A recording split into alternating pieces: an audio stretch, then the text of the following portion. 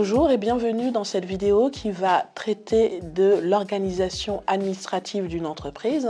Que vous fassiez la comptabilité par vous-même au sein de votre entreprise ou que vous confiez la comptabilité à un expert comptable, vous devez mettre en place une organisation administrative efficace pour ne perdre aucun document, suivre sereinement la gestion de l'entreprise, éviter les rappels en matière fiscale et sociale.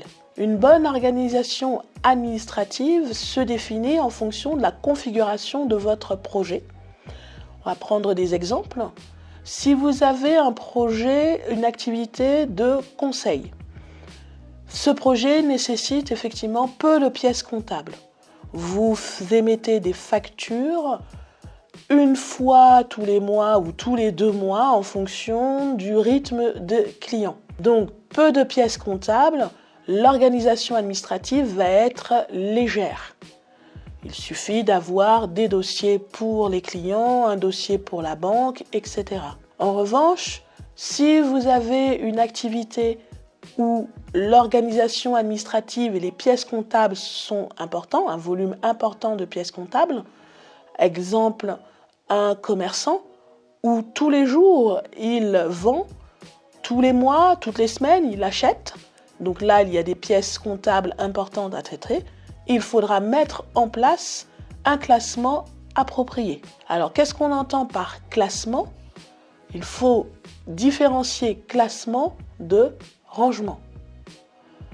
Si vous avez des enfants, je suppose qu'en tant qu'adulte, vous leur avez forcément dit à un moment donné ou un autre, range ta chambre. Je ne veux rien qui traîne.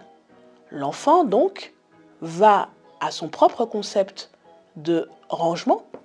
Il va mettre ses jouets en dessous du lit, ses livres dans le placard, les peluches, il va les cacher, de façon à ce que rien ne traîne. Ce n'est pas ce que vous sous-entendiez en tant qu'adulte. Pour vous, range ta chambre, c'est que à chaque chose, il y a sa place. Les livres dans l'armoire de bibliothèque, par exemple, les jouets rangés en fonction de leur nature, c'est ça. Et bien c'est pareil pour l'organisation administrative. Il ne suffit pas d'avoir une pièce dédiée et empiler les papiers les uns sur les autres, mais plutôt d'aller ranger les documents par nature. Un dossier pour les clients, subdivisé en sous-dossiers pour chaque client. De même pour les fournisseurs, un dossier pour les éléments juridiques de l'entreprise, un dossier pour les éléments commerciaux, les devis, le planning de prospection, etc. Bien sûr, vous pouvez vous aider également dans votre organisation administrative de logiciels. Au jour d'aujourd'hui, il existe plusieurs types de logiciels, des logiciels de gestion d'activités qui sont propres à des activités, par exemple des logiciels de prise de commande et de gestion de stock pour la restauration, des logiciels de planification de rendez-vous et de facturation pour un institut de beauté. On appelle ça des logiciels de gestion d'activités qui sont propres à chaque activité.